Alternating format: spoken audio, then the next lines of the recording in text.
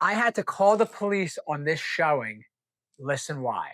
Pulled up to a property in South Jersey with a client of mine. We get to the property. I was actually a few minutes early, and they said the lockbox was on the back door. Totally fine. Went to the back door.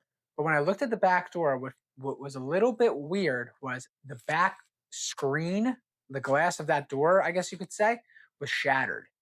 So, sometimes that kind of stuff happens, whatever. Maybe kids were messing around. Maybe someone threw a rock. It was a vacant house. I already knew that.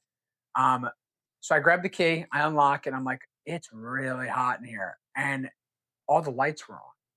And when I say it was hot, it wasn't 72. It was probably like 80. I think it was like 85 degrees in there. And I'll tell you how I knew in a minute. So something just felt a little off. And the buyer pulls up and I said, hey, I don't think we should go inside. I think there's someone actually in here. So I called the agent. The agent goes, no one's living there. Obviously, it's vacant. So, do what you think is necessary. So I call the police. Police show up, and there was someone there. There was someone sleeping in the basement. It was a finished basement, very pretty. And someone was actually in the basement. It was a squatter. They had a ton of stuff. They had food, snacks, and they walk outside. We're standing out front. We see them go into the cop car. And we speak with the police. The police said, yeah, they had it at about 85 degrees in the house.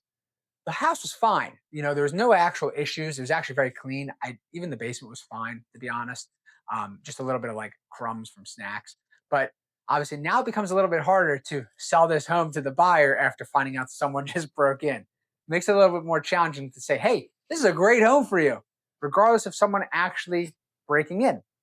So I would say that was probably the craziest situation. As realtors, we try to be aware of all of our surroundings. This stuff does happen every once in a while, but definitely the craziest situation. I would love for you to comment if you're a realtor about the craziest situation you had. If you're a buyer, the craziest situation you've had.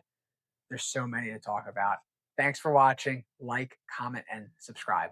Thanks for making it to the end of the video. Please take a moment to like this video, subscribe to our channel, and please leave a comment below. And if you like this video, you might like this one right up here. Don't forget to subscribe.